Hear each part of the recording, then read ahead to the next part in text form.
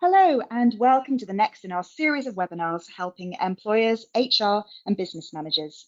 Through our webinars and podcasts, we have covered such topics as the job retention scheme, looking ahead post-lockdown, covered mental health and well-being, and also looked at redundancy and workforce planning. Our broadcasts are also an opportunity to look not just at legal issues and risk areas, but to also share ideas with others who are working to help businesses in these unprecedented of times. Our topic for discussion today is flexible working. As we think about our workforces, how they are currently working, and how our people might want to work as we start to return to the workplace, flexible working will become more and more of a topic for discussion. How can we make flexible work in these remote working times, but also if we look further at the wider picture? To help discuss some of the practical and people-related issues around flexible working, I am joined in this webinar by Paul Holbrook, Managing Director of Diary Detox. Hi Paul, how are you doing? Very well, thank you. Hi Paul, you there? Can you? Oh, I am there. Sorry, thank you. Yeah, I'm really well, thank you. So That's great. My heart can stop pounding now. So Paul, Diary Detox, you're helping leaders and businesses focus on the key priorities rather than filling their diaries and days with distractions, and also allowing them to embrace flexible working. And there's a great message on your website, which I can certainly relate to, which says that what if the reason you have no time to do the right thing is because you're too busy doing the wrong thing? And I'm sure many of us can sympathise with that and empathise with it. And I guess in these remote working times when people are juggling different things, ensuring that they are focusing on the right thing has probably never been more important, Paul. yeah, absolutely. Adobe commissioned a report that stated that non-manual UK workers waste over 11 hours at work a week on trawling through emails, attending pointless meetings, and being constantly and unexpectedly interrupted. Now, from a manager's point of view, that's time that could be spent on improving the people, their organisation, and themselves, but they don't realise it's happening. And when they do, they find it hard to change the status quo. So I created something called a diary detox to open managers' eyes to the toxic effect their diary is having and giving them a simple and repeatable method to change their story and create a world of better led people. Now, this topic, flexible working, is also quite timely as the Chancellor has also announced a new approach to the furlough scheme and introducing flexible furlough. So I'm also going to hijack a bit of this presentation this morning just to talk you through some of the details about flexible furlough. Before I do that, just a bit of housekeeping before we start. We are live, so you can post any questions during the broadcast today, and we will do our best to have a look at them. I've got the chat panel open. If we can't, or if anything's business specific, Paul and I will endeavour to come back to you after the broadcast. You'll also get a feedback form as well at the end. So as I promised, what I wanted to do was just spend a little bit of time just talking about flexible furlough, or FFS, make up your own acronym after I've spoken about it. But essentially, flexible furlough, and now this is being introduced from the 1st of July, and essentially what it does is enable employers and employees who are currently on furlough to agree a part-time or a flexible working pattern. And once that's agreed, the employee can return to work, so be that working from home or working from their office or their place of work. And during those working hours, the employer will be responsible for paying the employee their normal pay, so their pre-furlough rate of pay for those hours that they are working, and also pay any NI or other contributions on top of that. And for the remaining non-working hours, the employee remains on furlough. And for those non-working hours, the employer can then seek to claim back via the JRS the proportion of those wages. But obviously this is still capped at that 80%. But also that cap will be reduced pro rata based on the number of hours that the employee is working. So, for example, if your employee is working 60% of their normal working hours, then the cap, the £2,500, would also be reduced by that 60%. So, which employees are eligible to be flexibly furloughed? Well, it's only those employees who have been previously furloughed for at least 3 consecutive weeks between the 1st of March and the 30th of June. So essentially now, unless you furloughed anybody from the 10th of June this month, the scheme will close to new entrants. A couple of exceptions to that rule for anybody who is returning from maternity, shared parental adoption, paternity or parental bereavement leave, or returning from military reserve duty, or in some TUPE transfer situations, if they are either joining you, or if it's a TUPE transfer situation, or they return to work after the 10th of June, they can be furloughed, provided your business has already furloughed other colleagues for those 3 consecutive weeks between the 1st of March and the 30th of June. TUPE transfers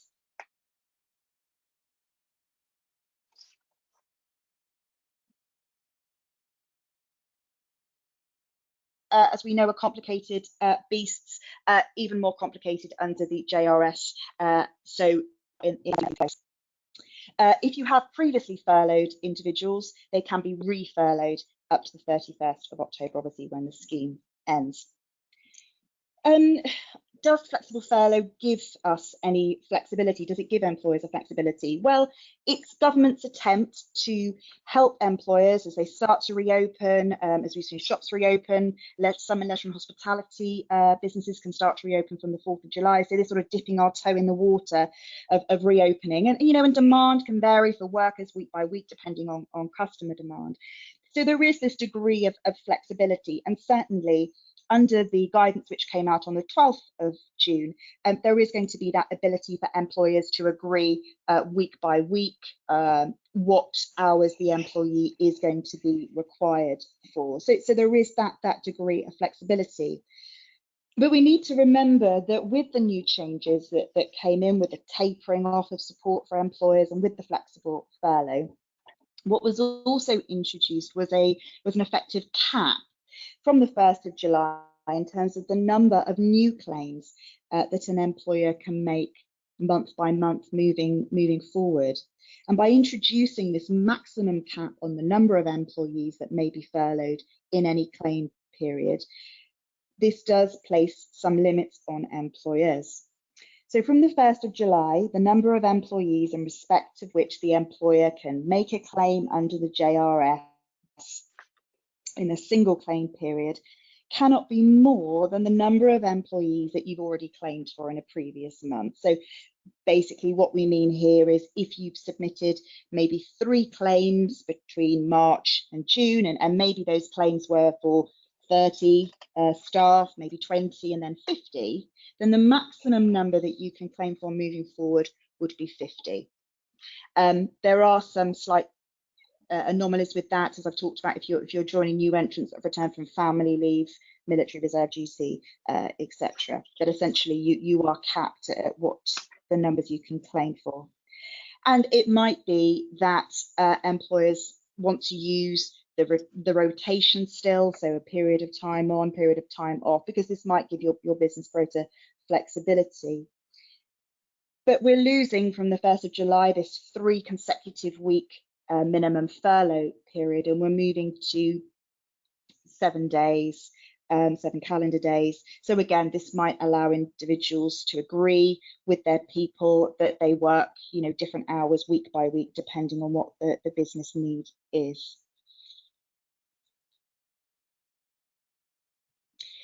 Few issues that I can see with flexible furlough. The first is, do you need to agree in writing with your people that you're going to be returning them, that you're going to be moving them to a flexible furlough approach? We've had this issue throughout the furlough scheme, haven't we? Do we need it in writing? Do we don't? I think the point is, and certainly in the guidance now, we need to set out what the terms are going to be in writing and what impact this flexible furlough is going to have on other issues such as notice pay, other benefits in the employee's contracts. It's really our opportunity to set everything out in writing. I would like to see it agreed. I'd like to see a written consent, please, from the employee that they agree to these terms. Keep trying to get that agreement, please, with your people. And remember that we need to keep records of all our letters, all our furlough letters, all our agreements, and they need to be kept for 5 years after the 31st of October this year. And that's really important, because we've seen a bit of a sea change in terms of HMRC's attitudes to furlough. First of all, it was sort of, money, we're here to help you. And certainly now we're seeing businesses being investigated. We're seeing powers being discussed and being, potentially implemented there for HMRC to have these powers to audit, to fine, to punish. So it's really important that we sort of think about now what evidence have we got to support. A really big issue in this is how are businesses going to be able to calculate these normal working hours? And this works absolutely brilliantly for somebody who works a set fixed number of hours per week and has a set fixed number of hours, set pay. So fixed hours, fixed pay, an individual who works 37 hours a week, absolutely fine. It's quite straightforward to work out, they're working 50% or whatever it might be. The problems really arise when we are looking at individuals who have variable pay, variable hours, and it gets quite complicated, because how then do you work out what someone's normal working hours are? There is some help in the guidance, so I would really recommend that for those businesses who are looking to use flexible furlough, do have a look at the government website. There is a lot of information on the government's .gov pages now for help for employers, which is a bit of a, which is obviously a blessing, but also a bit of a pain, because now you have to search through lots of different pages. Before, we just had everything in one extremely long document. Now it shoots you off onto all these other pages. So HMRC really getting to grips with the detail there. So the problem, as I've said, is going to be, how do you work out the hours for individuals who have this variable style of working, variable hours and variable pay? We need to obviously go back to the contract and see what that says about working hours, but we also have to look at what the actuals are. So what are the actual working hours for certain individuals? We have to look at not just the sort of the working days, but we also have to add in the non-working days as well. And this really does throw up some quite interesting calculations, as you will see if you work through the exercises on the website. So as I've said, the exercise becomes more complicated when employees work variable hours or are paid per task. There are worked examples, so you do have a look at it, but I do think that this additional burden, this additional work for your payroll teams may put some people off. One interesting point just to raise is that the guidance, the government guidance, HMRC guidance, confirms that an employer must pay the employee their contractually agreed rates for the hours they work. And obviously this raises the question, doesn't it? What happens if employees that have continued to work have accepted a pay cut? And what happens, does our returning furloughed worker, our new flexible furlough worker, are they paid at their pre-furlough rate or the rate that everybody else is paid? Although I did say that the guidance, the new guidance was helpful, there are still lots of blank spaces. This is one of them. So it is unclear what you pay individuals, but we would assume that a flexible furlough worker will return at the same rate of pay as their colleagues. They wouldn't be paid more for the working hours that they are working. So again, we need to factor that into our flexible furlough letters, please, and we need to think about that. But it appears that when you claim the hours for non-working hours back through the JRS, this would be looking at the pre-pay cut pay, or 80% of whatever that is. So theory and practice are very two different things, and I think really demonstrated by Flexible Furlough. But for some organisations who are dipping their toe back in the water of reopening and starting work, it may be something to think about as we move forward, particularly as we think about the tapering off of the scheme from August and certainly from September and October.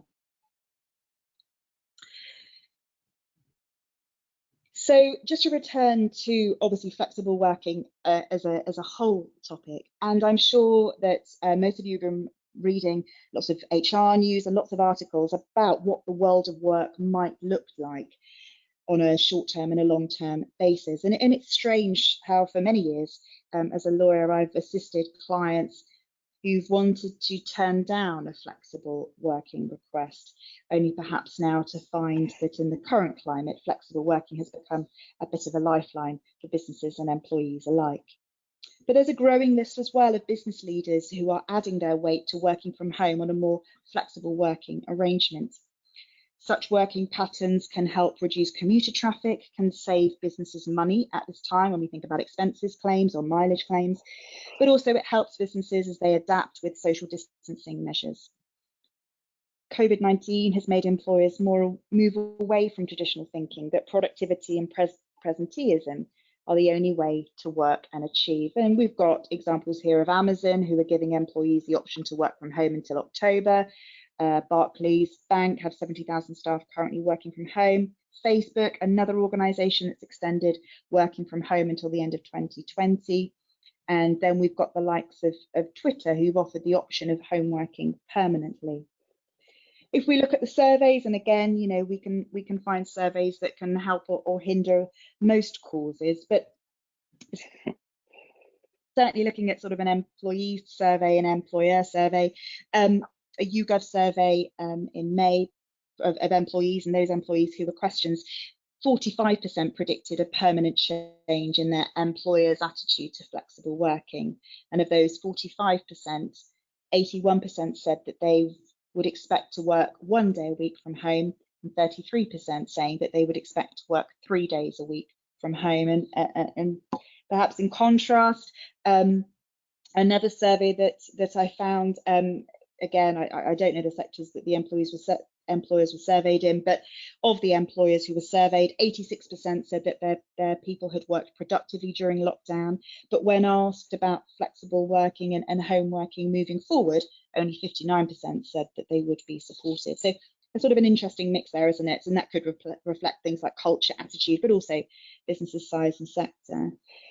Technology has helped, hasn't it, with video conferencing, you know, offering meetings from home, but it's not easy, is it? And certainly perhaps the current flexible working from home pattern is perhaps artificial, you know, when we think about how we're working and where we're working and the distractions that we have with who we are cohabiting with at this time. Of course, not all roles are suitable for flexible working, and today's webinar is not suggesting that they are. There is a legal process, a set of statutory reasons for rejecting a request, the legal risks as well if a role is turned down for reasons which are not business objective reasons.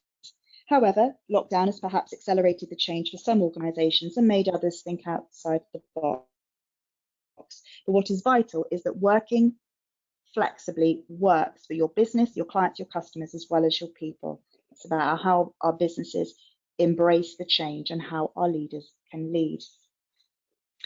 As I've said, there is a legal aspect to this, and there are procedures too that we mustn't forget. So we have the universal right to statutory request flexible working, and that kicks in after your employees. It's an employee right, so that kicks in after 26 weeks continuous service.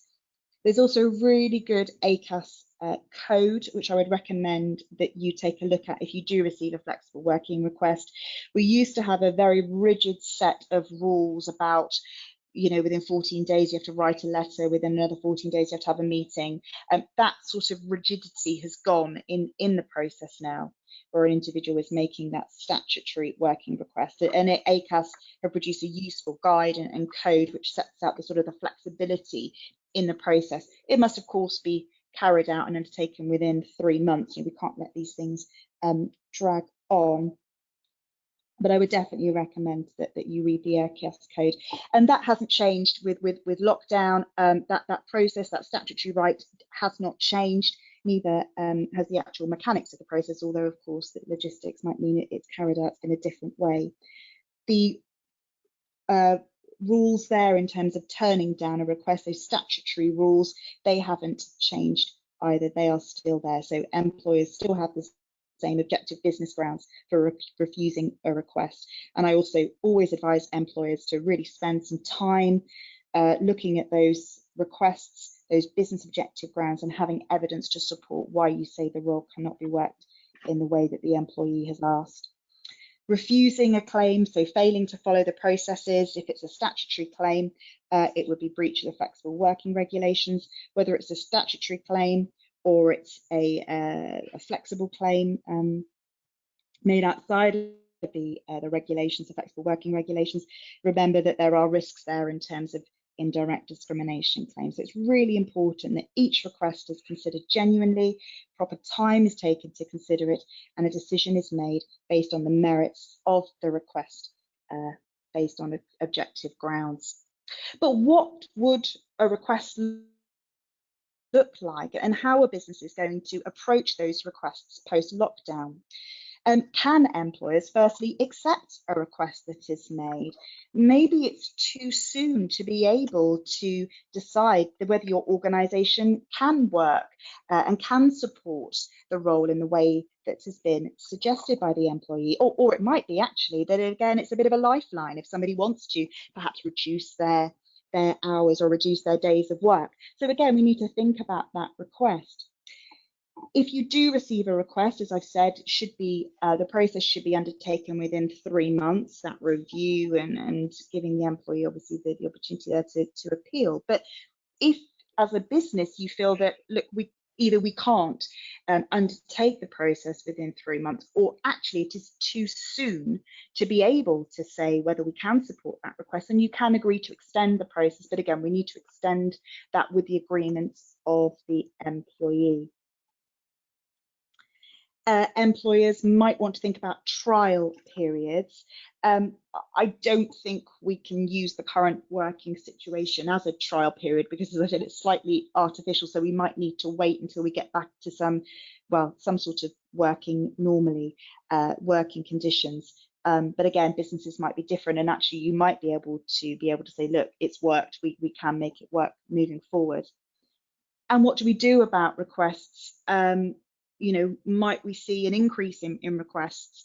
How are we going to manage that as a business, as an organisation? And ACAS recommends that organisations work on a first come, first served basis. So you take the requests as they come in and you look at them on their own merits. But what's going to happen? How are we going to sort of work with that on a practical basis? As I've said, do we look to extend the period for review? Might we just reject the request now? So we might find that employees try and get in there first. So we might see employees trying to, getting their requests in now rather than waiting. But we might see actually that employees waiting and putting their request in later, when perhaps things have returned to a little bit more of normality. Because of course, if you make a request under the flexible working request and it is rejected on the objective business grounds, then of course employees then are prohibited for 12 months from making another request.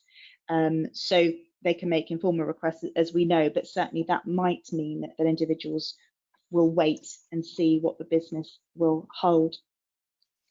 So that's looking at the legal side of things and some of the legal considerations and how the world might look in terms of the requests that you might get.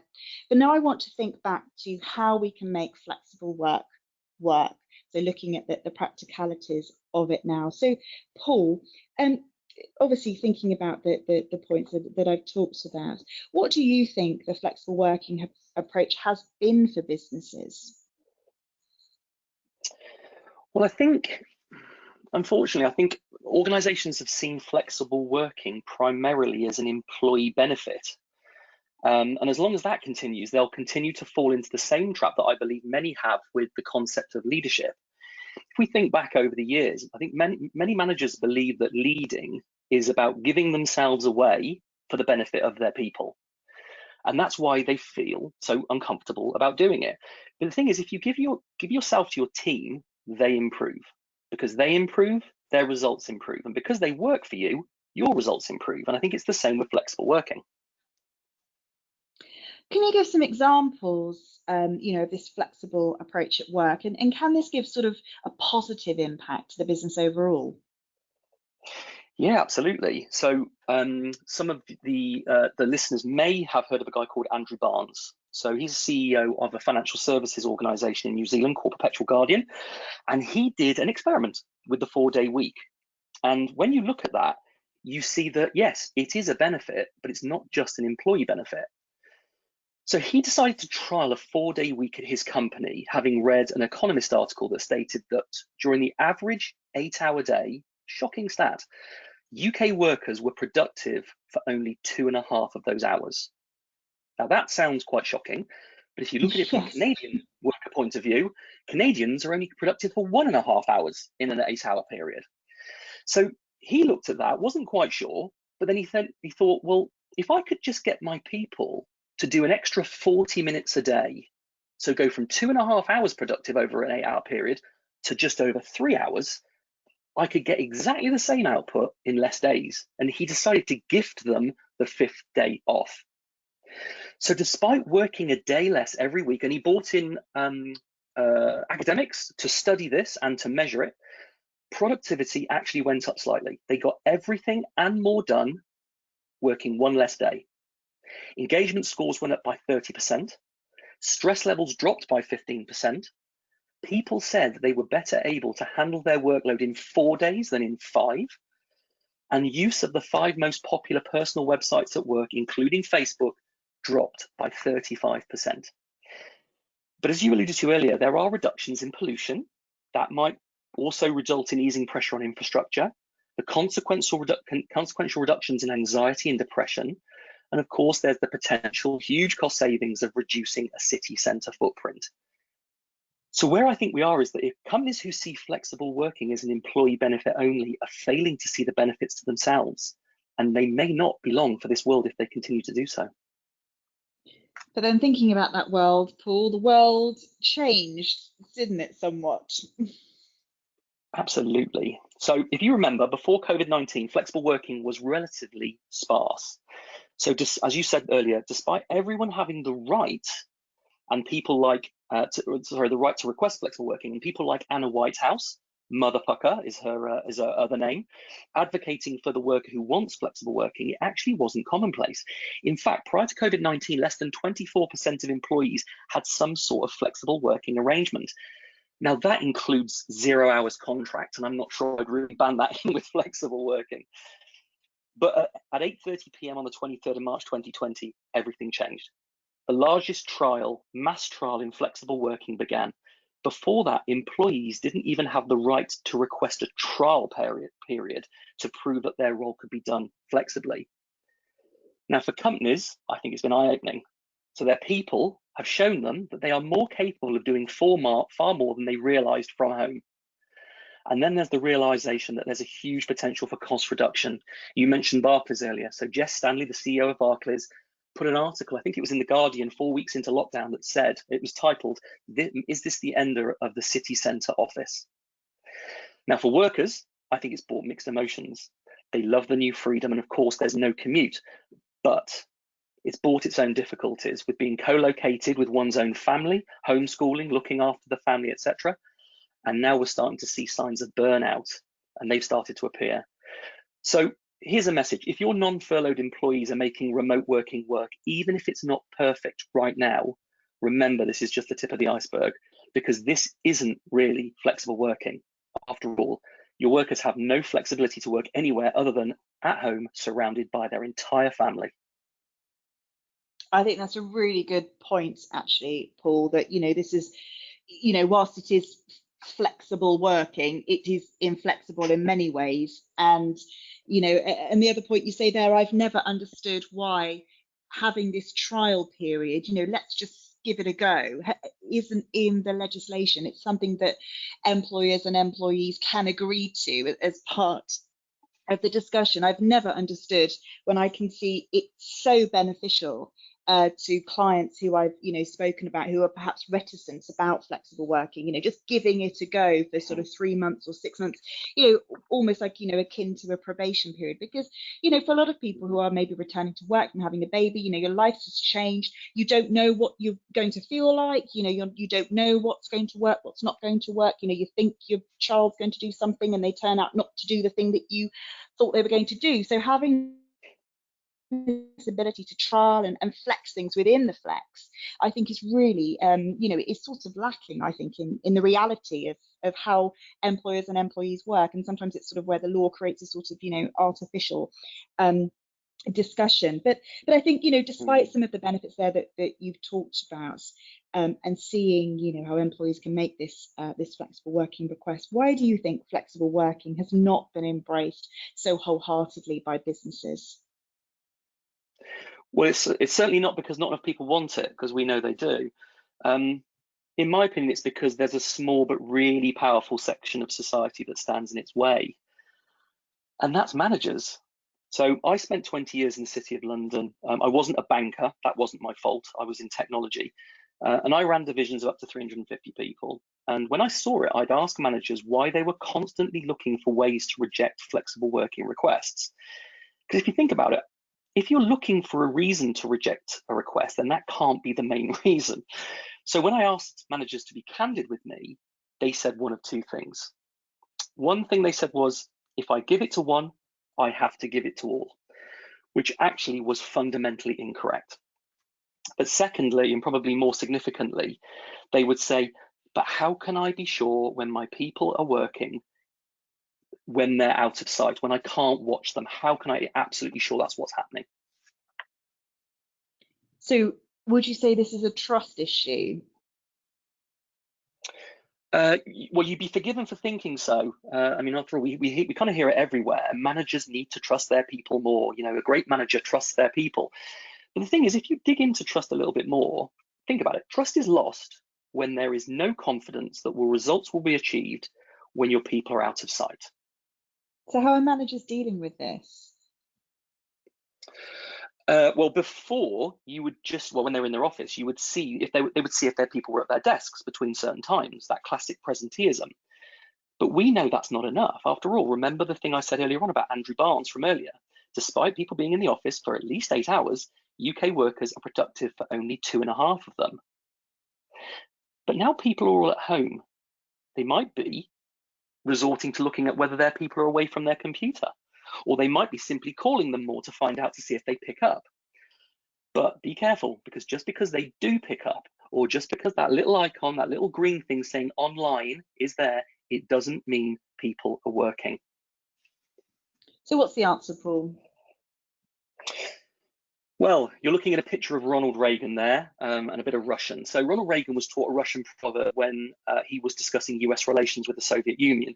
He adopted it as his signature phrase. And if you speak Russian, I do apologize for this, doverai no proverai. And roughly translated, it means trust, but verify. So just quickly, imagine your child is playing in a park. You're keeping an eye on them every now and then. Now, you'll not interfere. That is trust. But then you notice their direction of travel change. They're starting to head towards a pond. They're still really far away and they're in no danger whatsoever. So what do you do?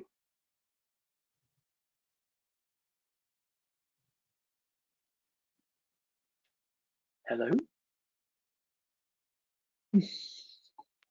Well, there? That's the point, isn't it? It's you trust up until a point, but then you obviously there are times when you need to intervene. Absolutely. But the thing is, to start with, you just look more. Now, the thing is, as they get closer, but they're still not in danger, you look even more. Now, this is the verify part. And you verify as much as you need to, but not too much. But then as you see their direction turn away from the pond, you look less until eventually they're so far away that you go back to checking every now and again. And it's the same for our managers. Once your managers have the right amount of time in their week to make sure their people are focusing on the right things and are heading in the right direction, they spot problems. They look more and they address issues early. And then all concerns around trust soon begin to fade. And that's because it was never just about trust. It was about management. So this is a really good test for an organization. If you ask your managers about their appetite for flexible working, if they even go anywhere near using the words, well, how can I be sure if my people are really working when they're not in front of me? Then you don't really have a flexible working problem. You actually have a management problem. Okay, so let's just have a little look at this. How do I know my people are working when they're not in front of me? No, I've not pulled up quotes from 1984. I actually just did a sort of a random search looking at tracking and remote working, and these were some of the headlines or the articles that popped up when I popped it into the search engine. And you know, I have a whole host of sort of GDPR, privacy issues with this more generally, but certainly there has been more chat, discussion, certainly, and you know, in the media about employers using surveillance. There was something about the banks wanting to use it to ensure regulatory compliance, but you know, where does that end? And I just wondered, Paul, you know, thinking about the comments that you've just made there about trust, what's your view about all of this? Well, I worked in the city for 20 years, as I said a minute ago, and trading floors in particular required call recording, etc. So I can understand some of the arguments for this. However, if you put the regulatory and the official auditing to one side, this is kind of the point I've been making. What I'm about may sound a bit uncomfortable for some people to hear. If you are tempted to invest in a tool like this, think why you are considering it. Now, it's likely that the answer will be something like, because I need to know if my people are working when I can't see them. But remember what I said in the previous slide and what that statement implies. It means you have a management problem, and the manager that has the problem is likely you. Now, you can bet as soon as a tool like this is purchased, workers will be able to get a similar tool that fools the monitoring tool into believing that you are working, whatever that means.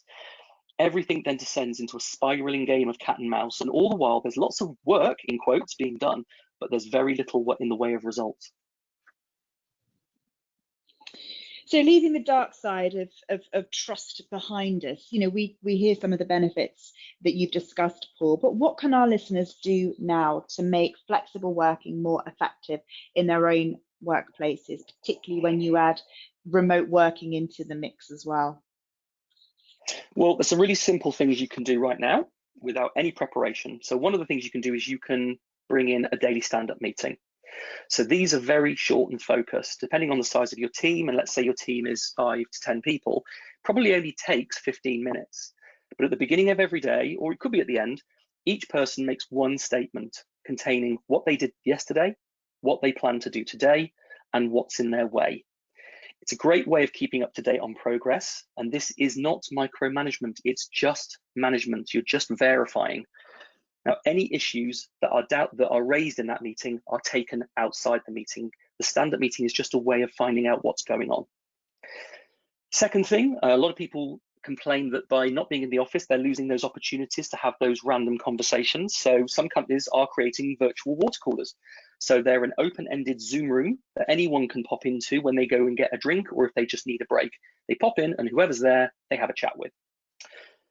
Third thing I would say is plan all of your time. And when I say all, I mean all. This is not just planned meetings.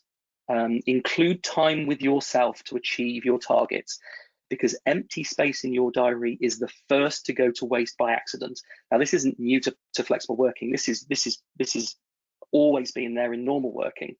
You can always move or change what you plan, but don't leave doing the right things to chance. Make time to actually do your job, so that if you do get interrupted, you're comparing it to what you should have been doing or what you planned to do. I would also say include personal time. Now, this is what I call blue behavior. I ran a webinar recently on avoiding burnout during lockdown, and I received feedback that the most impactful technique I spoke about was planning downtime into the middle of your working day. Now, it makes sure that you don't reach 5 o'clock and just collapse in a heap, which you might want to do with a glass of wine, but it also gives you more energy for your work in the afternoon. Now, there's a pub company called Green King, and they have instituted golden time. They've told all their employees and managers included that they were not allowed to arrange calls or meetings between 12:30 and 1:30 every day, and that gave everyone a guaranteed slot to go and get some downtime without the fear of being interrupted. I really like that idea, and certainly, you know, sort of sitting down and having lunch as a family or with your housemates, just to have that sort of break in the day, just to talk about your morning. You know, we've been doing that, and as a family, that's really kind of helped us at least just have a sort of a period in the day where you can just kind of take a breath, all of you. So that's really good advice there, Paul. And I also wondered whether, and actually it's sort of a common theme around not just talking about flexible working, but in the other discussions that we've been having about health and safety and well-being and supporting our people and discussing business plans and workforce plans, has been this key theme of communication, and I wonder how that fits with the flexible working policy as well. It's really important. I mean, I think, you know, lastly, I would say the other thing that people can do is ask your people, ask them what they need, ask them what they're worried about, how you can help provide it. To tell you the truth, sometimes you'll be surprised at what comes out. So one of the things I created was something called a Flex Discovery, and it's basically there to help organizations ask everyone what they think about flexible working and spot any risks to making it work in their organization. So if we just go on to the next slide. Yeah, that'd be great. So this was the output from one question that I asked C-level managers, HR directors, heads of learning and development, and heads of flexible working during a webinar I did with an organization called Flexpo. So this was, what's your organization's main reason for flex? And their main reason for wanting it was to improve employee well-being.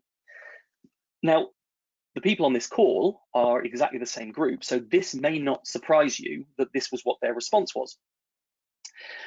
Now, the thing is, your people might be, because what would your people say if the same question was asked to them? If they were asked, what's the organization's reason for wanting flex? So companies are talking about cost savings for flexible working now, and many of your people might assume that that might be your main driver, especially if you've had a low proportion of people working flexibly before lockdown.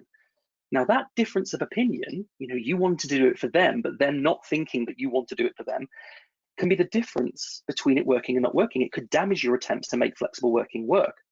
Now, although you can't see it here, behind this question is some data, and it shows the differing attitudes across the levels in your organization, from managers to non-managers. So knowing the difference of opinion between C-level, senior, junior, and non-managers can help you spot and address the risk to making flexible working work. And I think, you know, when we talk about flexible working, the sort of the first thing that springs to mind is part-time, so reduced hours or reduced days. But, you know, the possibilities are well, limitless, aren't they? Absolutely, and that was another question I asked. So remote working was the top answer. Now, that wasn't massively surprising because we were in the second week of lockdown, and of course, C-level leaders, heads of people, etc. That was what they were most interested in. But wouldn't it be interesting to see these answers in the context of coming out of lockdown, especially as workers are feeling the effects of burnout and the impact of the strange version of flexible working that they're using? I also host a podcast called What the Flex Are You Doing? And in the most recent episode, my guest highlighted that companies are sometimes resisting flexible working because they believe their people want far greater flexibility than they actually do. So I was talking to a firm last week who did a very, very quick survey about attitudes to remote working following lockdown. 0% of their people said they wanted to work from the office every day following lockdown. Only 20% said they wanted to work in the office every day in the future, and 80% wanted some kind of mixture. So imagine resisting something that can improve your business because of a false assumption, because you just assume that everybody wants it. And this is why you should ask your people. And I don't mean ask some of them, I mean ask all of them. So if you think about the businesses you've worked with, or those that you've studied, Paul, the ones that really have embraced flexible working, is there something that they share in common? Yeah, so organizations who have embraced flexible working will have focused on three main pillars. So one of them, they will have a very clear view on their values. This often raises quite a few groans, because I think we've seen a lot of organizations that have tried to implement values after a problem with their culture. But they're really important, because values are what you do when no one's watching. And whilst you want your managers to manage but verify, sometimes things happen that mean the managers can't verify. Something urgent comes up. Your values are what people will do when you can't look. But the thing is, you don't just state them, you need to live them. And you can't teach them, you need to hire for them. But of course, to hire for them, you need to know them. So they will have very clear values that are known, understood, and lived. Second thing is that they will have measurable targets. Now, they were crystal clear, not on what they wanted their people to do, but on what they wanted them to achieve. Outcomes that can be clearly measured. Now, many managers have got away with not setting clear objectives, we've called them in the past, because they've always had a get out of jail free card. And that get out of jail free card is the minimum number of hours in a contract. Now, lastly, good management. And I said it before and I'll say it again, management isn't about just holding your people to account when they don't achieve their targets. It's about making sure they do achieve them. The verify is the missing piece, and having a conversation to check up and doing it in the right way is really important. Now, to your people, it will feel like trust, but it's actually just good management. Those are the three main things they put in place that make it work. So, Paul, how would organisations know if they have these three pillars? The pressure question. So they ask their people. I said it before, all of them. So as I said, I created a tool called Flex Discovery, and it can be delivered remotely to large numbers of employees. And it will identify how prepared an organization is or is not in terms of the three pillars, but it'll also assess other key risk factors, including some of the ones that I mentioned earlier. Now, the results are analysed, they're pulled together to form a report that will show what's working and what's standing in an organisation's way with regards to making flexible working work. Now, it might identify that one, two, all, or even none of the pillars are missing, that your biggest fears about flexible working simply aren't true, and that you're closer than you think to making flexible working work. So you need to ask your people. So we're in mid-June, towards the end of June now, isn't it? And some businesses have been open, as we know, throughout this time. Some have had just a skeleton staff. Some of your people might have been working from home, and some of you might be thinking about introducing flexible furlough. So thinking about this melting pot of employers and their workforces, what are your predictions for flexible working organisations as we sort of move forward out of lockdown? So as lockdown eases, I think there's going to be three groups. So organisations who were already doing flexible working before COVID-19, or others that tried it and got it right first time during COVID-19 will carry on. Now, they are going to thrive. Some organisations for whom it wasn't a disaster, but it wasn't perfect either, might be lulled into a false sense of security. They could struggle as the imperative of lockdown disappears. After all, it's easy to make something work when the only other alternative is the demise of your business. They will try to carry on, but they'll struggle. Some will survive, some will fail. The rest will continue to resist. They'll convince themselves that flexible working doesn't work and isn't required. But remember, what you've just seen is not flexible working. It is the best we could make out of a situation where we had to try flexible working.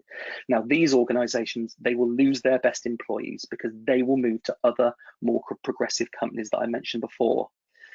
So as I mentioned earlier, I truly believe that organizations that resist finding out what flexible working really means for their people and who fail to adapt, I don't think they're very long for this world. So is your prediction that more more employers will see more requests, formally or informally, for flexible working as we move forward? I do. I mean, after all, the floodgates are open, well and truly, but they may not come immediately. They could come immediately, they could come later, but the point is they are going to come. Do not fool yourself that they're not. And despite the signs of burnout, people have a taste for it. It's not going to go away. Now, as an employer, you've got two choices. You can either spend your time finding a new way to resist it, or you could spend that energy on finding a way to embrace it, because based as what I said earlier, it will be worth it. So just some final thoughts from myself and from Paul. And for me, I am a flexible worker myself, was a flexible worker before lockdown. So I totally agree with Paul, what you say about flexibility is about trust, but also I think trust is that two-way process, isn't it? It's employees must trust their employer to support them, give them the tools necessary to make flexible working achievable. But then I think businesses and managers have to have that confidence and trust in their employees to get the job done. So trust has to be earned. But also I think, as you said, Paul, managers can't be suspicious. You can't sort of go into it with the mindset that this isn't going to work. So I think it's important to set the parameters, set the expectations of flexible work, which I know is difficult at the moment with people working various different shifts and hours. But without these clear expectations, these reviews, and this openness to discuss what's worked and what hasn't, you're not going to sort of achieve what you want to with it. And remember, there is no manual, is there, on how to make flexible work, and there can be some false starts. I'd also say that sometimes the legal process around flexible work, so this need for letters and meetings and decisions and appeals can sometimes get in the way. And when one of your people says they're taking family leave, talk to them. You're not going to hold them to anything before they leave, but just have a simple discussion around what they might want to do when they come back, just to give you that sort of heads up.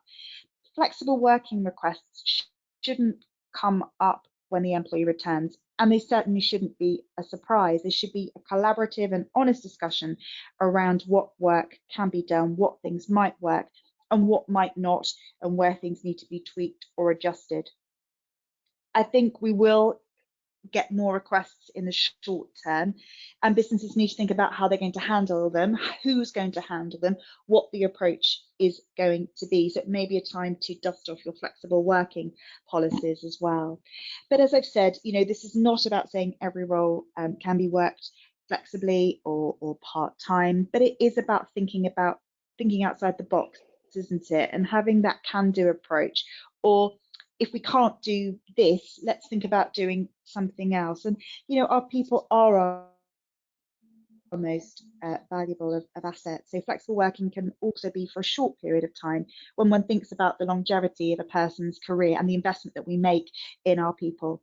And it can pay off, can't it, in loyalty and talent retention in the years to come. Paul, I'm not sure if you wanted to share your final thoughts. Yeah, on your last point there, I think that talking to people, I've spoken about talking to them in terms of asking them their opinion.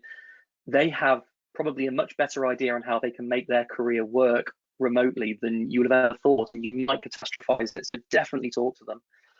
I think a lot of challenges that businesses face now and in the future can be countered by developing your managers. I hope it's what you will take away with you as you leave this webinar. The world of work has spent so much money telling managers how to manage or even lead, but they're still not doing it. And it's standing in the way of things like flexible working. So sending your managers on another management development course won't work. Very little has been done to help managers look in the mirror and see for themselves the damage that they're doing, not only to their organizations and their people, but to themselves every day. How to spot the things they simply don't need to do anymore, so that they have more time to do the right things, because they're spending less time doing the wrong things. And that's what I'm doing with Diary Detox. Thank you. There's some photos there. My hair certainly does not look like it does in that photo, Paul, but thank you so much for listening. It is an overview we've covered today. It's based on obviously the HMRC guidance that we have as at the 12th of June.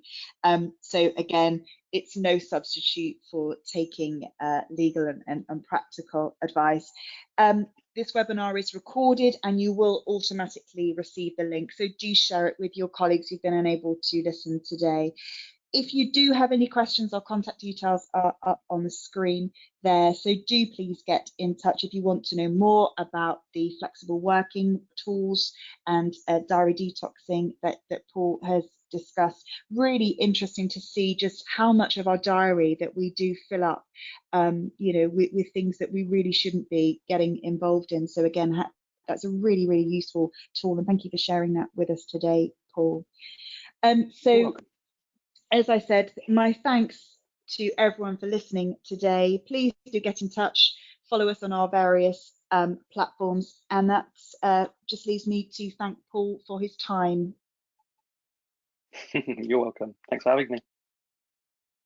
Thank you.